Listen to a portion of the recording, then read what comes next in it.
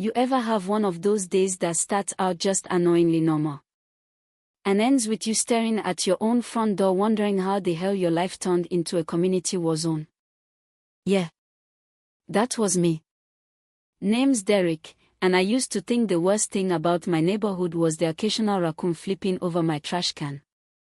Turns out, I was dead wrong. The real threat. Her name was Deborah Shields, HOA president, self-appointed queen of suburbia, and destroyer of weekends. The morning it all started, I was in my garage sanding down a cherrywood headboard, just me, the smell of sawdust, and the sweet hum of peace. My dog Moose was sprawled out next to me, snoring like a lawnmower. Then I heard that sharp, stiletto heel rhythm on concrete. My heart sank. Deborah.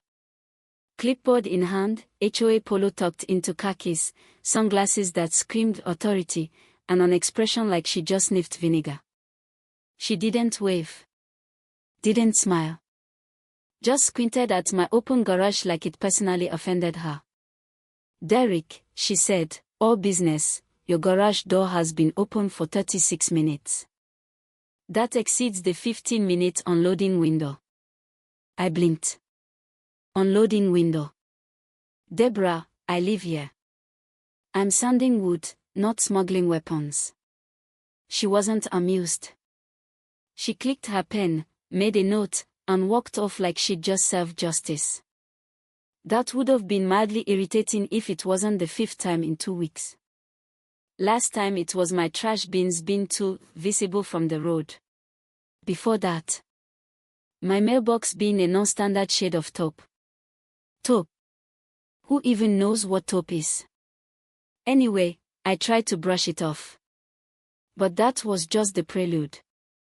Later that week, a massive storm rolled through town, knocked over fences, ripped shingles off roofs, the whole deal. My fence didn't make it. So I did what anyone with basic human instincts would do, I got to fixing it. Rented a post digger, picked up new panels, was out there bright and early doing the damn thing.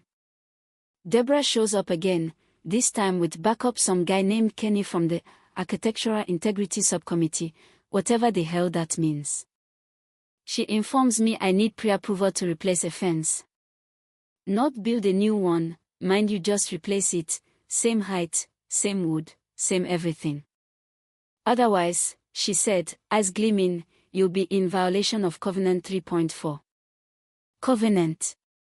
Like this was a medieval kingdom and I was some peasant who built a hut too close to the moat. I argued. She threatened fines. I caved mostly because Moo started barking and I didn't want to add dog noise complaint to her list. Now here's where it starts going off the rails.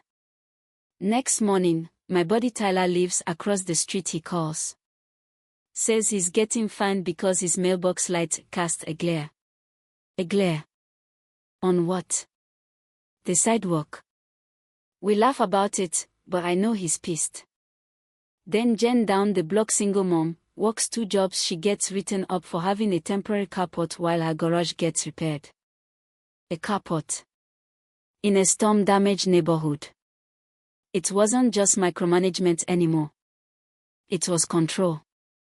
Ruthless, obsessive, arbitrary control. So, I fought back. I didn't stage a coup. Not at first. I did something small. Subtle. I repainted my shutters one shade off from regulation sage. Barely noticeable unless, of course, you carried a color swatch in your purse like Deborah did. She noticed. Wrote me up. Again. But that little act. It caught on. Tyler mowed his lawn diagonally, not in the approved checkerboard pattern. Jen put a garden gnome on her porch.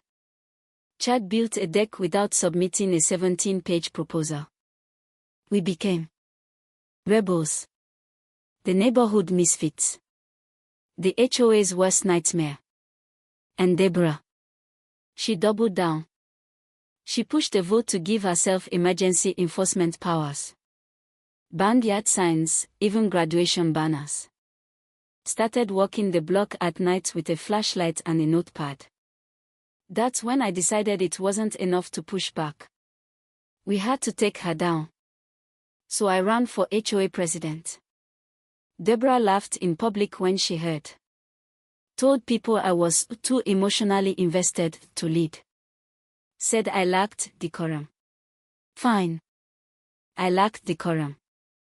But I had something she didn't: 23 angry neighbors, all sick of her nonsense, and a group chat that could summon a flash mob in 10 minutes. We campaigned. We canvassed. We promised simple things: fewer fines, more common sense, less surveillance state vibes. Deborah fought dirty, tried to get my candidacy thrown out over a missing signature. She even accused Tyler of tampering with ballots, which, ironically, made more people vote. And then we won. Barely. But enough. The look on Deborah's face at the HOA meeting when the vote was counted. Priceless. Like someone had just told her the cul-de-sac was being rezoned into a go-kart track. But the story doesn't end there. Because losing didn't humble her, it radicalized her. She refused to hand over the HOA files. Claimed we lacked authority. She locked herself in the office one night and shredded documents. I had to call the sheriff to get the key. The sheriff. Even after all that, some folks still defended her. Said she cared about the community. Said we were going to ruin the order she worked so hard to build. Order. That's the word they used. But you know what? A community isn't built on order. It's built on trust, respect, and sometimes a little flexibility. A few months later, Deborah moved out. Sold her house. Last I heard, she's running a Facebook group for a different HOA across town. God help them. Our neighborhood. We're fine. The fences aren't perfect. Lawns aren't always regulation height. And you know what? Nobody's filed a single noise complaint in months. It's peaceful like it used to be. But here's the thing: this wasn't just a turf war over paint colors or lawn flamingos. It was a clash of values. Between control and community. Between rules for the sake of rules, and people trying to live their lives. So now I gotta ask, what do you think? Was Deborah just doing her job? Or did she go too far? Was I wrong to fight back, or was this the only way to fix a system gone mad? Tell me in the comments. Because I know one thing for sure: when the bylaws start mattering more than the people, it's time to rewrite the book. Let me know if you'd like a version with even more humor, pathos, or an alternative ending. You ever have one of those days that starts out just annoyingly normal and ends with you staring at your own front door wondering how the hell your life turned into a community war zone? Yeah. That was me. Name's Derek, and I used to think the worst thing about my neighborhood was the occasional raccoon flipping over my trash can. Turns